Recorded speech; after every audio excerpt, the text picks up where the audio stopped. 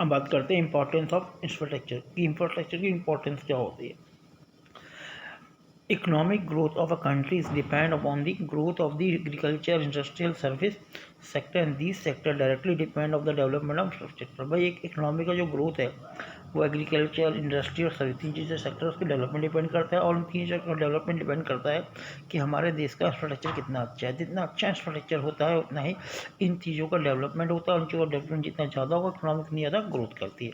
तो बात करते हैं स्ट्रक्चर प्रमोट development का। infrastructure contribute the economic development of a country both by increasing the productivity of the factor of production and improving the quality of life of the people. इसकी बात ये क्या कह रहा है कि भाई इंफ्रास्ट्रक्चर कंट्रीब्यूट क्या करता है इकोनॉमिक डेवलपमेंट के लिए, कैसे इंक्रीज करता है, कह रहा है productivity of factor of production.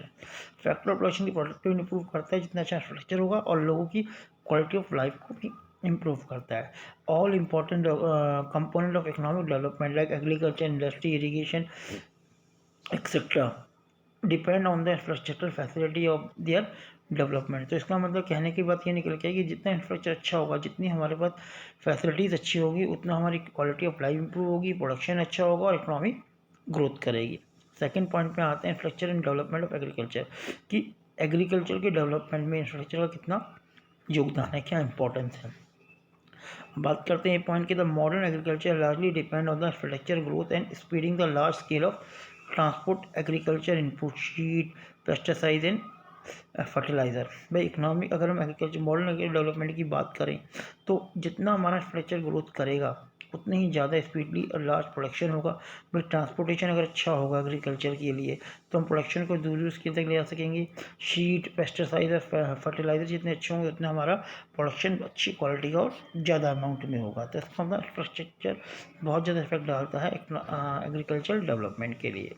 It use the facility for modern railways shipping facility for marketing of production. भाई आपने प्रोडक्शन तो कर दिया लेकिन उसकी मार्केटिंग करने, उसको सेल करने के लिए जितनी अच्छी रोडें होंगी, जितनी रेलवे फैसिलिटीज़ होगी, शिपिंग फैसिलिटीज़ होगी, उतना ज़्यादा हमारे एग्रीकल्चर प्रोडक्शन के का अमाउंट का इनकम ज़्यादा होगी फार्मर्स की।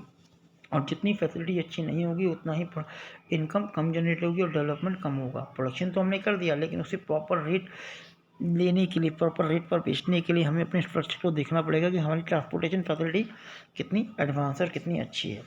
एज एग्रीकल्चर और मॉडर्नाइज एंड एक्सपेंडिंग, जितना एग्रीकल्चर मॉडर्नाइज और एक्सपेंडिंग होगा, फैला हुआ होगा, it also depend on insurance and banking facility provide by the strong infrastructure. जितनी हमारी इंश्योरेंस और बैंकिंग फैसिलिटी अच्छी होगी, किसानों को लोन आराम से मिलेगा, उनको सिक्योरिटी होगी उनके प्रोडक्शन की, उतना ही उनका प्रोडक्शन बढ़ेगा, उनका डेवलपमेंट होगा। और ये सब किस पे डिपेंड करता है, स्ट्रॉन्ग इंफ्रास्ट्रक्चर पे, क्योंकि हमारी इंश्योरेंस बैंक ये सब किसके अंदर आ रही है, इस इंफ्रास्ट्रक्चर के अंदर आ रही है। तो जितना इंफ्रास्ट्रक्चर अच्छा होगा उतना ही हमारा एग्रीकल्चर डेवलपमेंट, एग्रीकल्चर प्रोडक्शन और इसकी ग्रोथ अच्छी होगी। अगला पॉइंट आता है infrastructure and enhance the quality of life. Infrastructure हमारी क्वालिटी ऑफ लाइफ को इम्प्रूव करता है। हम देखते हैं कि शहरों में इंफ्रास्ट्रक्चर कितना एडवांस है, electricity, education, hospitals, flyovers, metros वगैरह, तो उतनी उनकी क्वालिटी ऑफ लाइफ अच्छी है।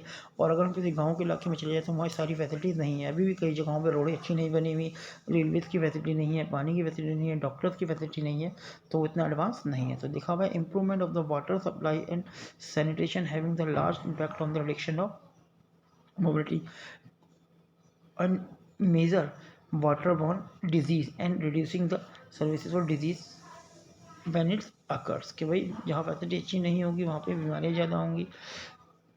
The quality of transportation communication infrastructure facility access the health care.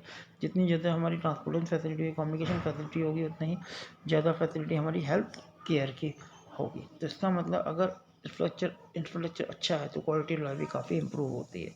Next अगर हम पॉइंट में आए तो infrastructure and expanding market size के एक्सपेंशन में इंफ्रास्ट्रक्चर कितना जरूरी है होता है। कह रहे कि create new market and expand the existing market and very important for increasing the production. Increase production के लिए नई मार्केट बनाना और पुरानी मार्केट को बढ़ाना बहुत ही ज़्यादा ज़रूरी है।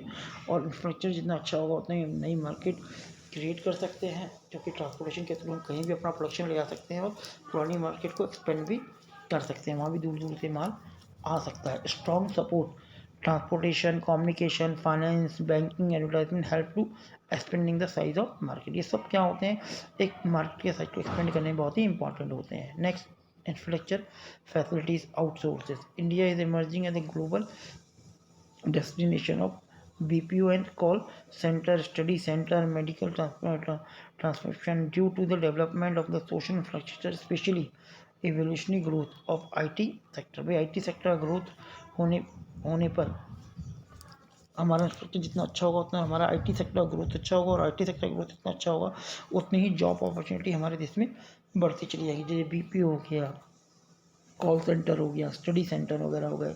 This increase the economic growth को बढ़ाएंगे and promoting the modernisation, globalisation and change outlook toward the new area of development. और हमारे नए एरिया डेवलपमेंट में हमारे आउटलुक को चेंज करेगी और इकोनॉमिक ग्रोथ में बहुत ज़्यादा बेनिफिशियल होगी। इसका मतलब इंफ्रास्ट्रक्चर जितना अच्छा होगा उतना आउटसोर्सिंग की फैसिलिटी ज़्यादा होगी, और आउटसोर्सिंग की फैसिलिटी ज़्यादा होने पर इकोनॉमिक डेवलप करेगी, क्योंकि अमेरिका वगैरह से आउटसोर्स इंडिया में किया जाएगा तो यहाँ के लोगों को जॉब अपॉर्चुनिटी मिलेगी, और वो तभी मिलेगी जब हमारा इंफ्रास्ट्रक्चर अच्छा होगा।